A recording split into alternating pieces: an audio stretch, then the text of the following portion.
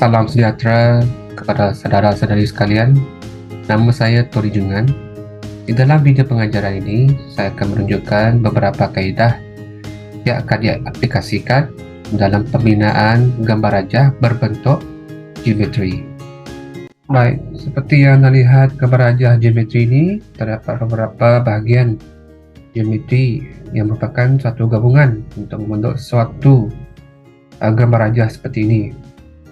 So, yang pertama, anda perlu berupaya untuk mengenal pasti jenis bahagian-bahagian yang terdapat dalam gambar rajah ini. Okey, yang pertama, ini adalah suku elips. Suku elips yang diberi adalah paksi meja yang berkurang sebanyak 140 mm dan juga paksi minor berkurang 100 mm. So, suku elips ni sebenarnya merupakan berada pada kuadran kedua. Sebab apa? Sebab satu, the full cycles of 360 mengandungi 4 bahagian kuadran ini. Kuadran yang pertama yang mana bermula dari 0 hingga 90 darjah. Okay. Kuadran yang kedua dari 90 hingga ke 180 darjah. Kuadran yang ketiga dari 180 hingga ke 270, dan kuadran yang terakhir, kuadran keempat, bermula dari 270 ke 360 darjah. So, secara tak langsung kita dapat melihat bahawa kedudukan suku elips berada pada kuadran kedua. Okey, seterusnya kita dapat melihat bahawa beberapa label yang terdapat dalam gambar rajah ini. Okey, ini adalah titik A, titik permulaan, titik A. Kita ada titik B, kita ada titik C, kita ada titik D, kita ada titik E, kita ada titik F. Okey. Yang ini apa pula? Titik O ni. Titik O ni merupakan titik pusat. Okey. Titik pusat. Yang ini apa pula? Nampak macam lengkung ni.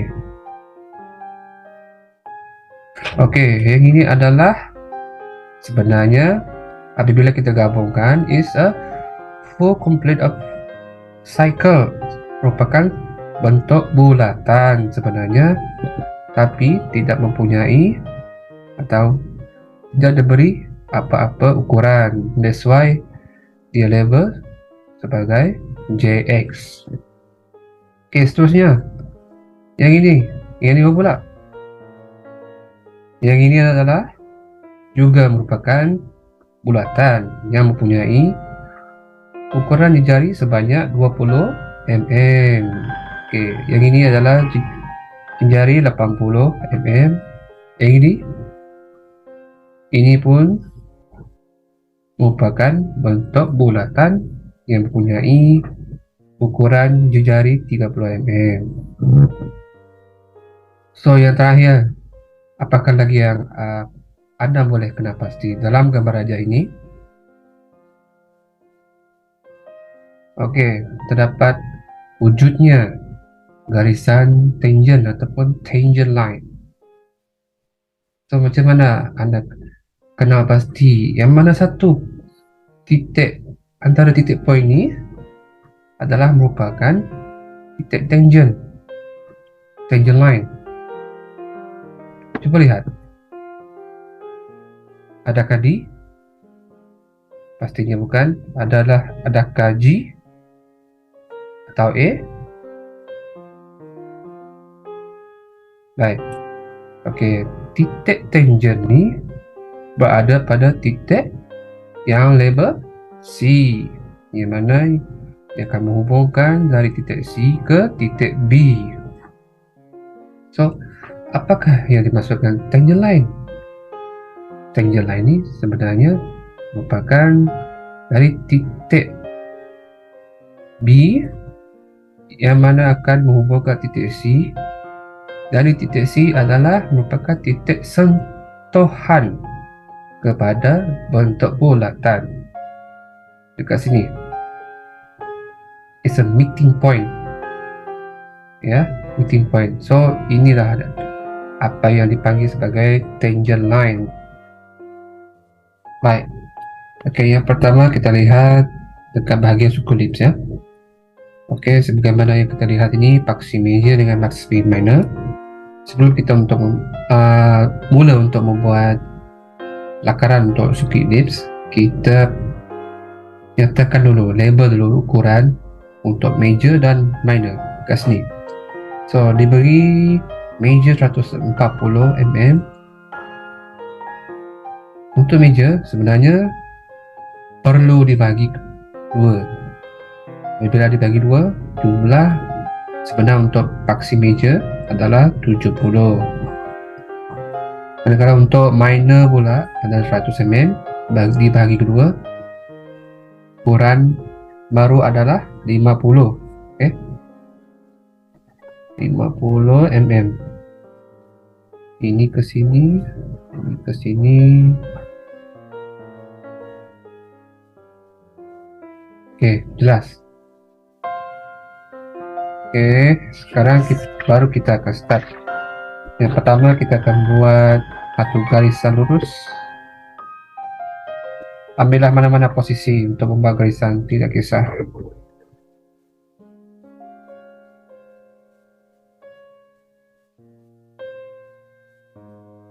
Oke,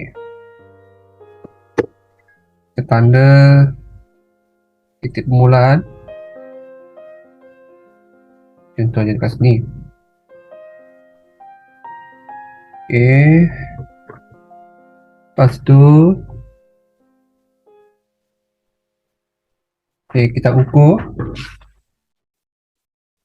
ukur paksi minor dulu, itu sebanyak 50 mm atau 5 cm ya.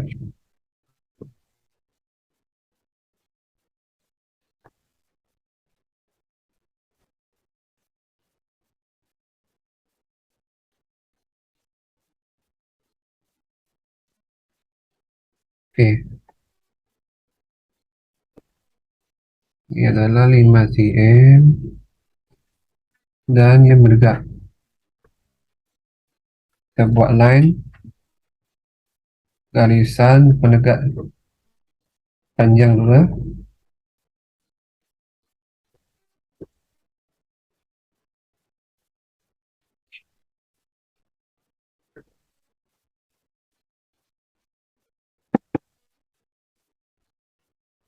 Sekarang kita akan ukur 70.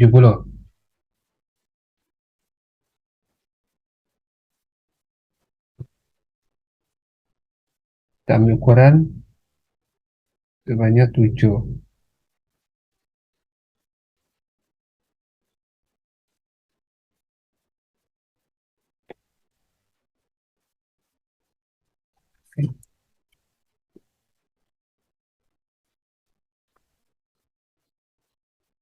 Oke.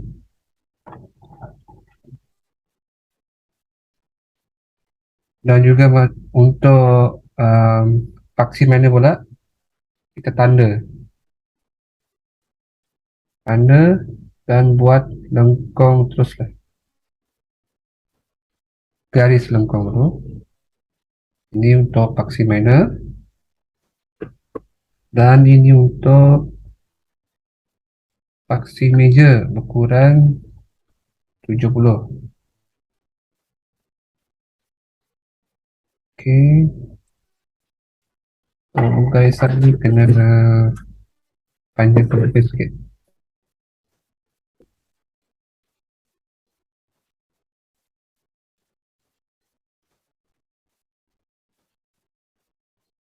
Oke, apa situ? Apa yang kita perlu buat?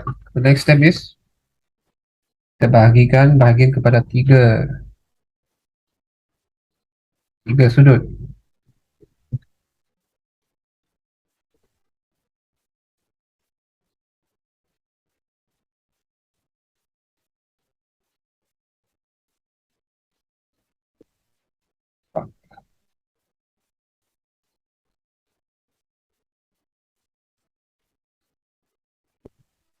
Eh,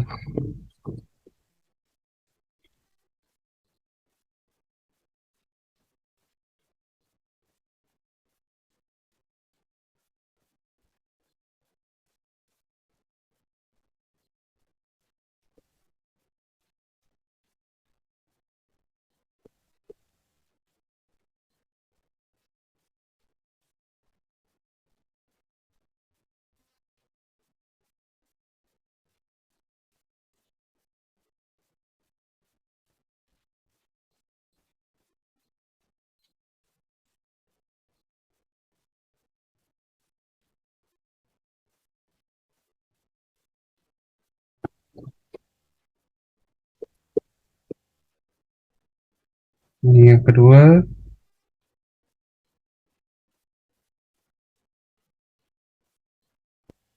kita akan bagi 30 dengan ini 60. Oke, seterusnya apa yang kita perlu buat?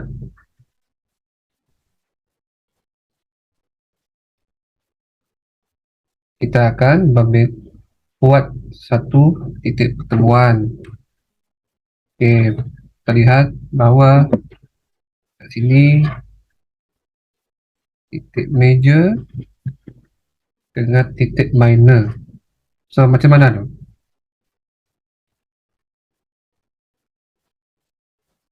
Oke, dari titik major, dia akan menghala ke garisan lengkung minor.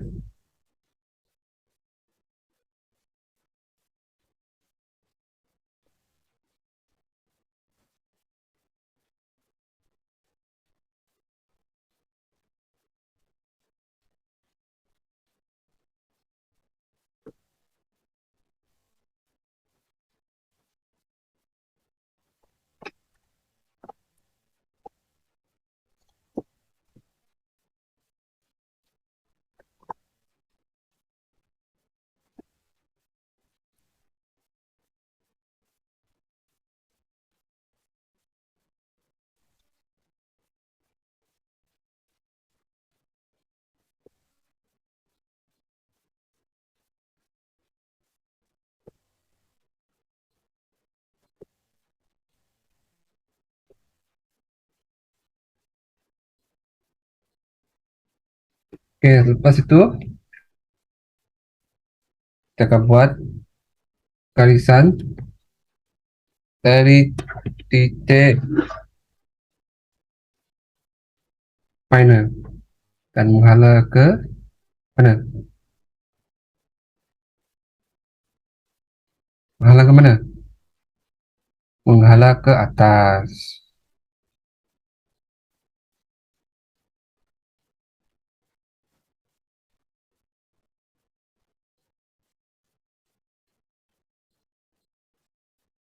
Oke, tekan yang jelas. So, seterusnya apa yang kita perlu buat? Kita akan cantumkan dari titik ni ke titik yang terakhir untuk membentuk lengkung. So, bagaimanakah cara kita untuk membina garisan lengkung? Takkan pakai freehand je untuk cantumkan semua titik tu, takkan? So, peralatan yang kita perlu pakai adalah French curve.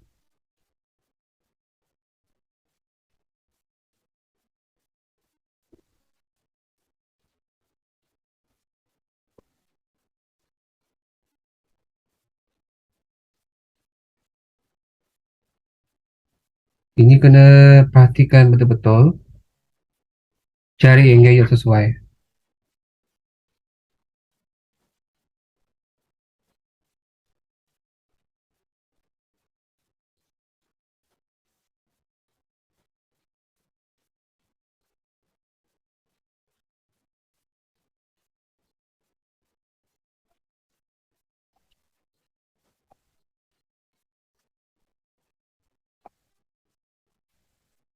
Oke,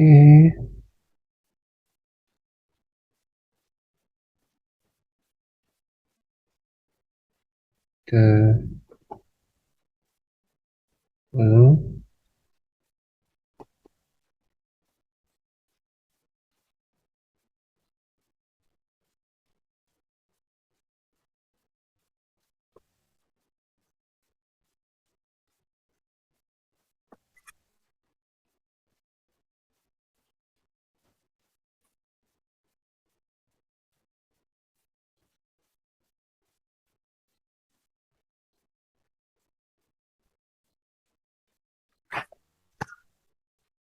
Oke, selesai sudah untuk bagian elips.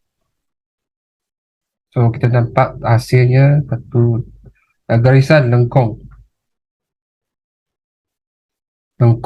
suku elips.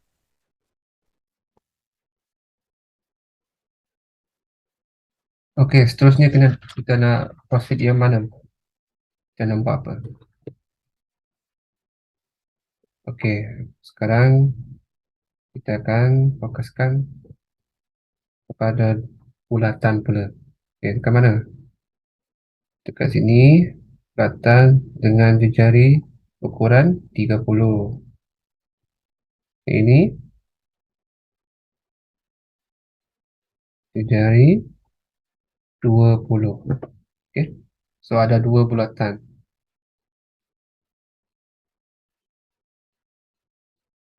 Tapi sebelum tu kita akan buat penandaan titik A dengan titik G terlebih dahulu. Oke, titik A ke titik G ukuran 15 mm.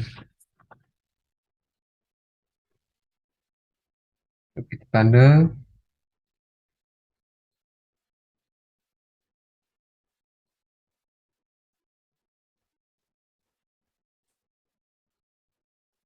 1/5. Kita terus highlightkan, buat garisan sebenar. Dan kita jangan lupa tandakan.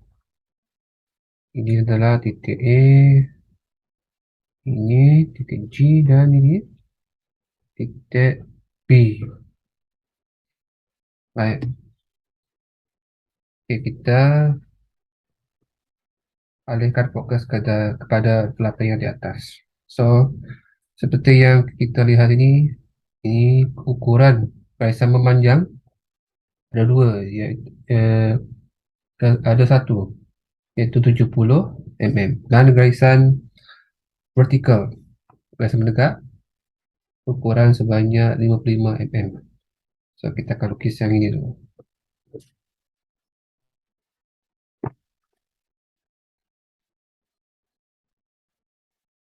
Kita ambil dari titik point B.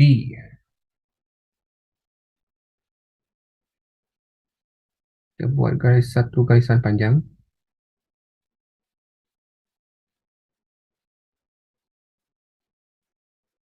Okay. Dan kita ambil jangka lukis dan ukur sebanyak 70 mm.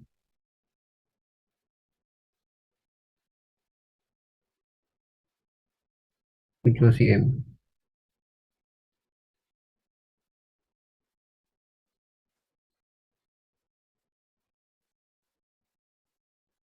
Okay. Kita tanda 7. Ini adalah 7. Oke, lepas itu kita buat satu garisan lurus kat sini.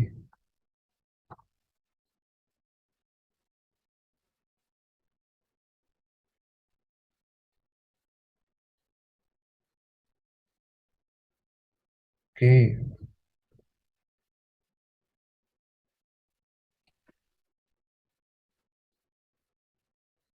oke, lepas tu kita ambil ukuran 55 mm. Itu garisan bergerak, vertical line.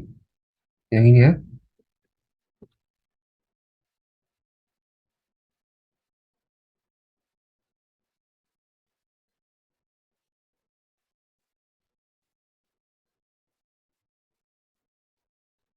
55. Kita ambil dari titik point ini, dan kita tanda. Oke, so kat sini kita lihat dapat bahawa dapatlah kita tahu yang ini titik adalah titik bulatan yang di atas.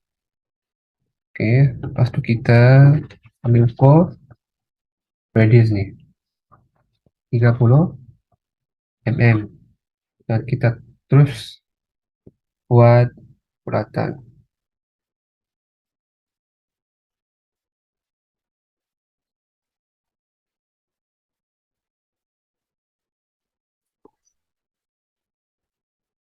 Ambil titik point tengah, titik pusat.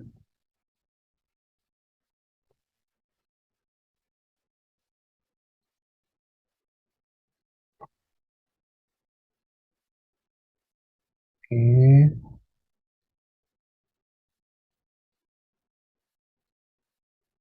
right. So yang ini adalah bulatan yang mempunyai jari 30. Oke, yang seterusnya kita akan buat sambungan garisan memanjang ke bawah kedua-dua ni ya.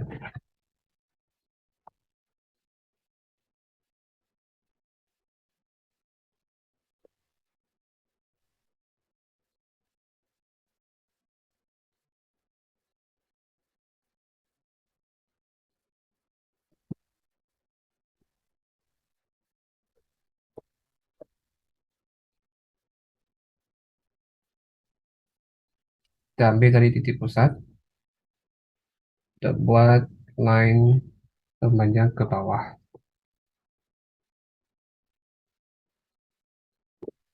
Oke,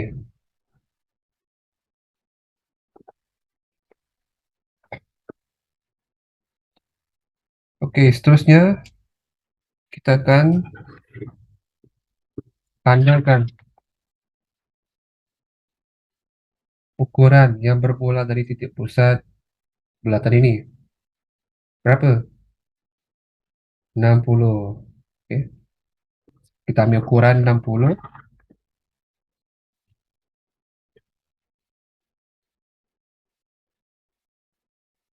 60.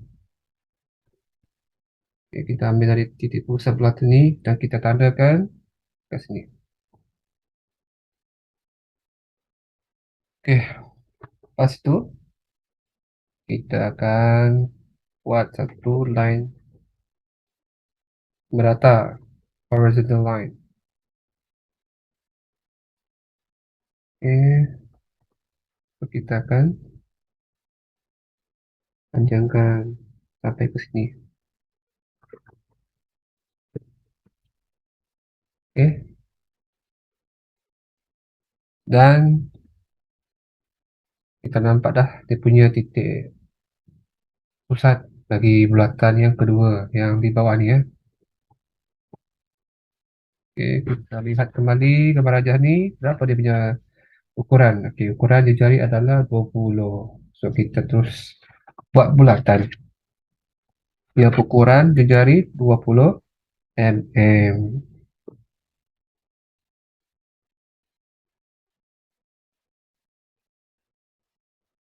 Dua. So kita ambil dari titik pusat ni dan kita buat bulatan.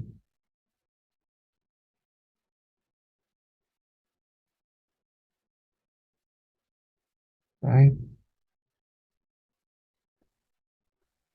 Oke, selesai dah dua biji bulatan dengan ukuran jari yang berbeza. Oke. Baik, Seterusnya kita akan membuat satu garisan lengkung yang ini, yang berukuran sebanyak 80 mm. Oke. So yang pertama, biar sebentar. Oke, bila kita lihat dekat sini, ini adalah J80. So apa yang kita perlu buat adalah kita membuat penolakan matematik sini. So 80 tolak 30 adalah 5. Oke, 50. Manakala 80 tolak yang bulatan di bawah ni, iaitu 20, akan menjadi 60. Oke.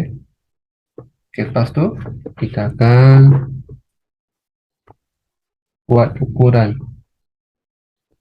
50.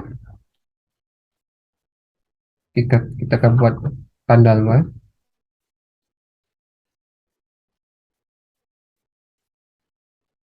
50 5 cm. So kita akan ambil titik pusat belakang dekat sini. So kita akan buat satu garisan lengkung. Oke, kurang macam ini. Dan seterusnya kita akan buat satu lagi garisan lengkung yang berukuran 60.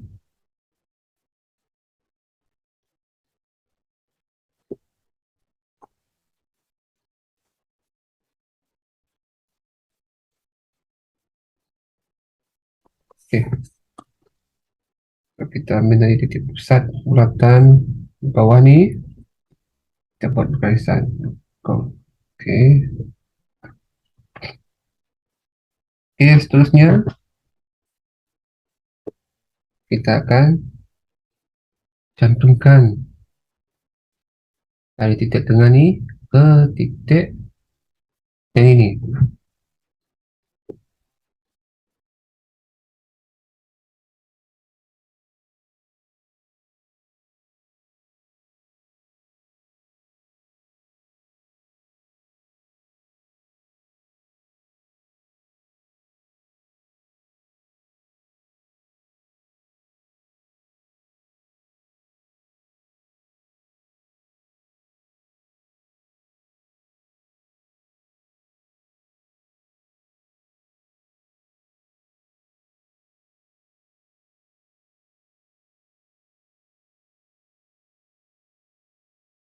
Oke, seterusnya barulah kita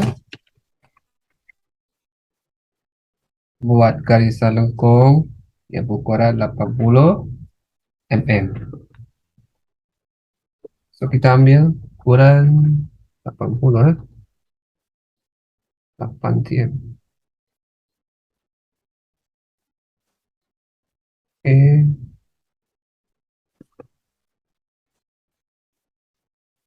So kita ambil titik yang ini. Oke, lepas tu kita akan buat garisan lengkung.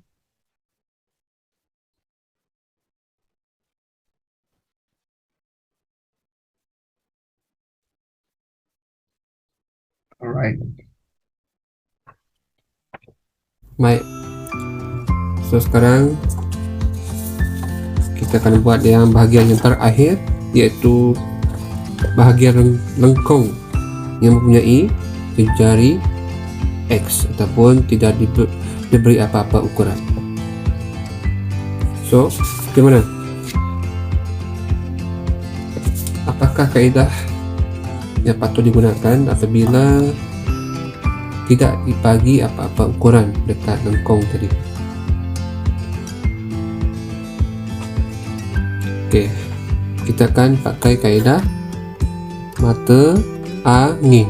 Okey, kaedah mata angin. Kaedah mata angin kita akan buat macam ni. Kita akan buat satu garisan membanjir ke bawah, menghala ke bawah. Okey. Lepas tu kita akan tandakan mana kecil dan yang ini juga. tekan bulatan kecil yang di bawah. Oke, seterusnya kita buat apa? Kita akan cantumkan garisan dari titik point G ke point di hujung garisan bulatan. Oke, titik point di sini kita cantumkan. Oke, kita akan buat satu garisan, cantuman garisan, buat macam ni. Oke, lepas tu kita akan buat another line. Oke, kita ambil dari titik pusat bulatan ini. Oke, lepas tu kita akan cantumkan juga dekat titik mana? Titik dekat sini, the meeting point.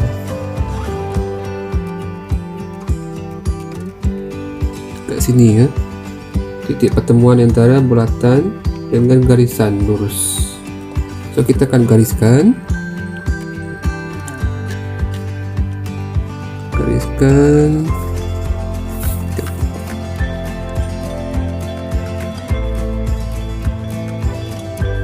Oke, kita akan gariskan sampai ujung sikit.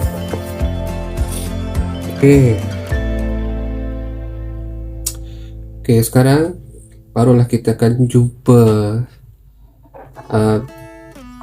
titik tengah, titik pusat bagi untuk lengkung yang ukuran yang tidak ada ukuran atau JX. Okay. So kita akan terus buat satu lengkung JX dekat sini. Okay, kita ambil dari titik point ini.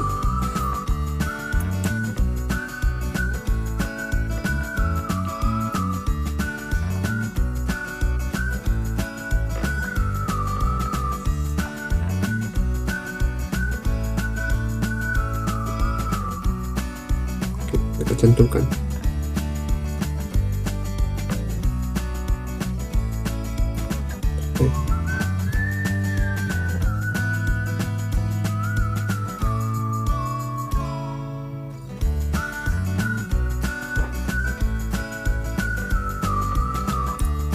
Oke. Lepas itu kita labelkan ini titik F, yang ini titik I.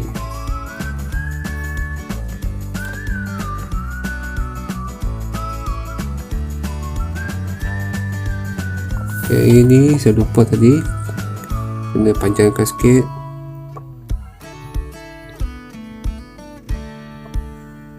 Oke, baru dah nampak dia punya titik point D. Oke, yang terakhir barulah kita buat garisan yang benar seperti dalam gambar rajah ni.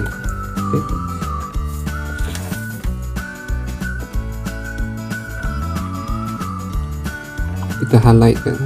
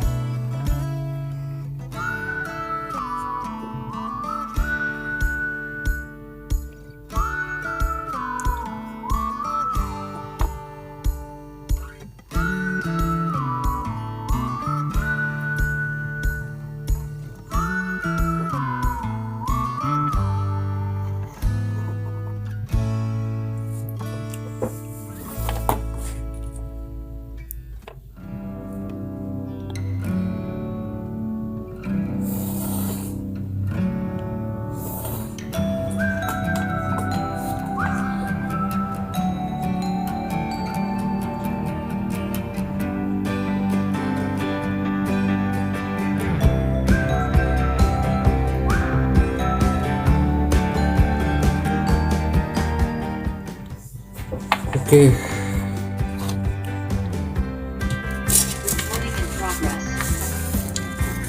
So nampaknya kita dah selesai dengan membuat lakaran gambar rajah geometri yang berskala penuh. Okay. So apa yang kita pelajari setakat ini? Yang pertama adalah untuk mengenal pasti. Kita recap balik, kita ingat kembali apakah teknik-teknik yang kita dah apply. Okey, yang pertama kita harus mengenal pasti setiap bahagian, jenis bahagian yang terdapat dalam gambar rajah geometri. Kalau kita tidak tahu untuk identify what type of bahagian yang terdapat dalam gambar rajah ni, kita tidak akan tahu untuk menggunakan kaedah apa untuk membina suatu bahagian dalam gambar rajah ni. Okey, yang kedua kita harus tahu untuk mengenal pasti setiap titik pusat dalam gambar rajah ni. Okey, yang ketiga kita harus memastikan setiap ukuran yang diambil adalah precise, adalah tepat, supaya untuk mengelakkan apa-apa setiap pembinaan bahagian tu tidak lari daripada ukuran yang sebenar.